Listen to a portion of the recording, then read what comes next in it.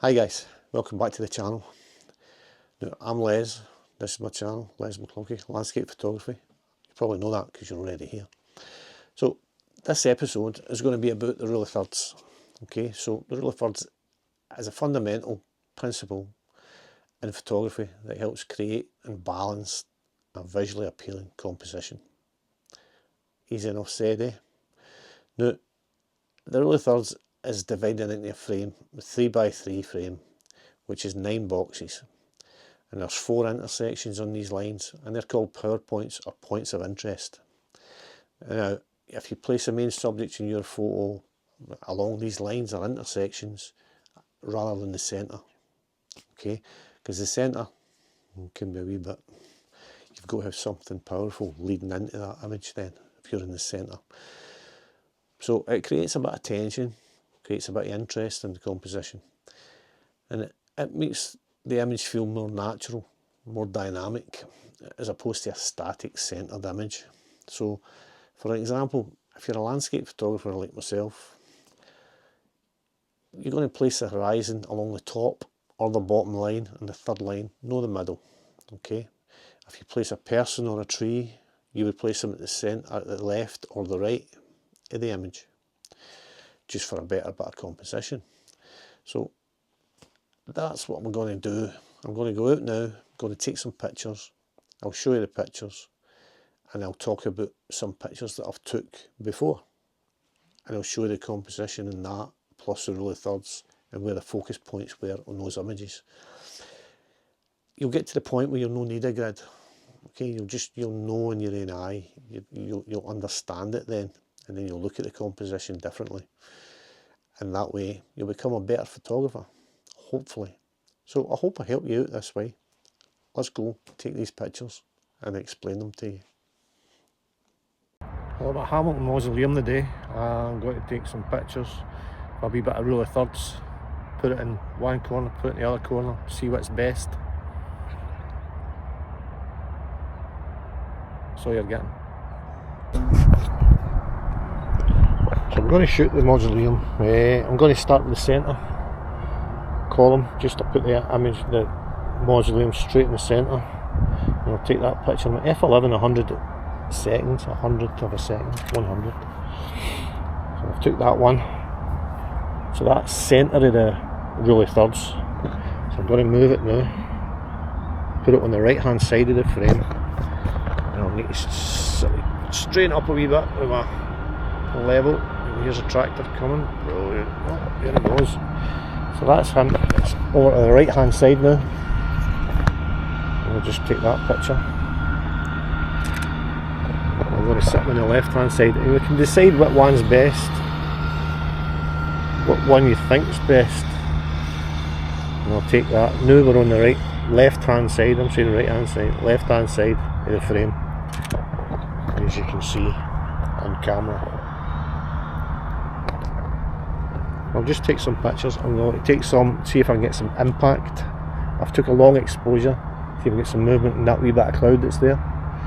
As you can see, it looks like the mausoleum's got some smoke coming out of it. And then I'll let you see how I get on.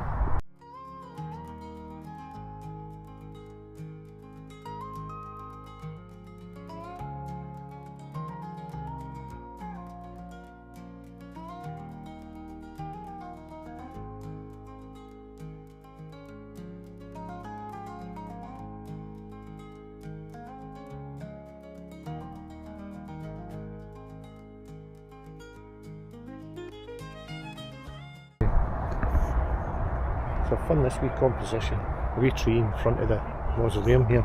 If you can see it on camera, I'll show you. Just there. So I'll focus on the tree first and then the mausoleum, and we'll see how that turns out. I'll need to stack it because the tree I want sharp and I want the mausoleum sharp. So stay with me and you can see the picture later.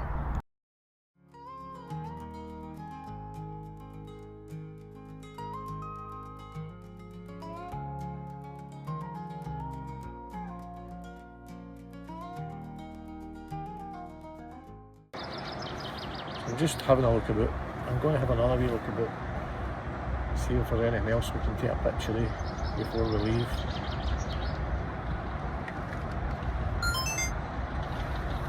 going to be doing this one. Have a look.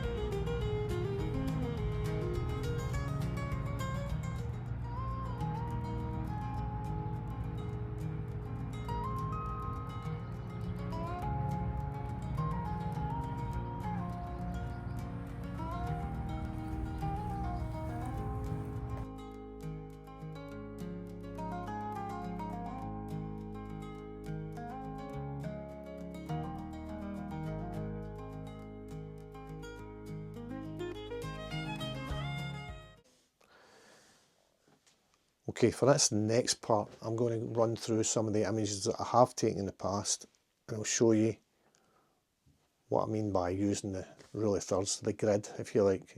So I've done this, I've opened up Photoshop, I've got some images ready. The first image is an image of Edinburgh, up Calton Hill, looking over to the castle.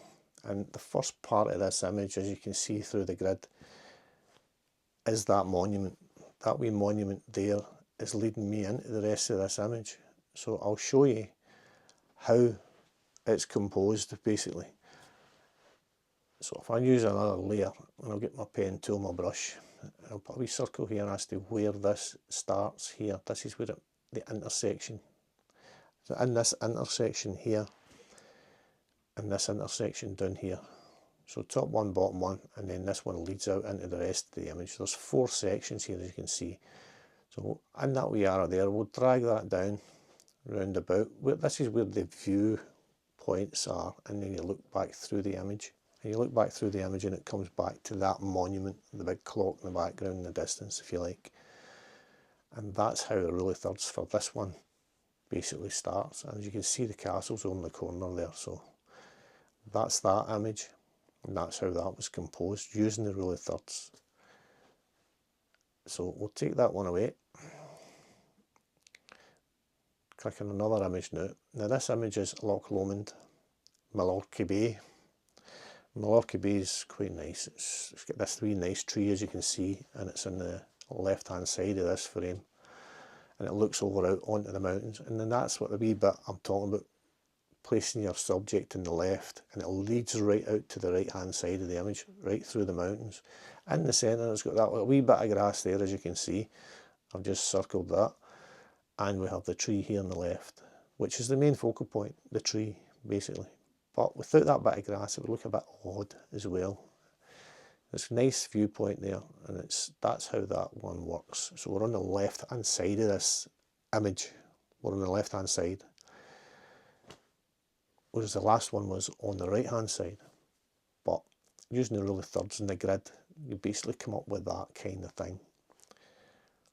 So we'll go to the next image, take this layer away, take that image away. Now this here is a centered image. This image is center focus. As you can see, it's night time, it's a long exposure. You've got the 4 points of interest, which are on, as you can see, the 4 corners of the building in the centre. Lead in line wise, all we've got there is that wee bendy bit of road that turns round to the left in the image, and the bus goes out to the other side, the brake lights if you like. So that is centred, using the rule of thirds. And there's a Duke of Wellington straight in the centre of that image. So that's how that one is composed. I've put the building bang in the centre, used the 4 points, and it works. A centred image can also work. So give it a try. Don't be shy.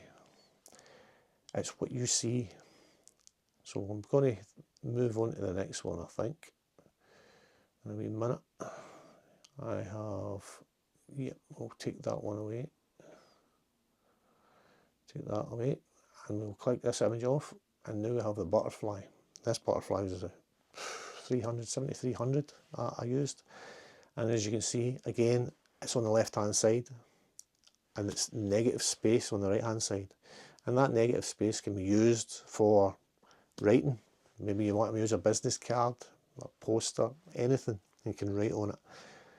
Now, the focus points, there's 2 focus points on the left, which are on the flower and on the wing of the butterfly, and it works really well because everything else is out of focus and it's just clear, so you could write on that without a problem if you wanted to advertise something or you wanted to name the butterfly. But that's the flower point there, which is the main focus point, and that leads the eye straight out there, straight out to the right hand side of the image from the left, and I like that image. It worked really nice, it's really clean.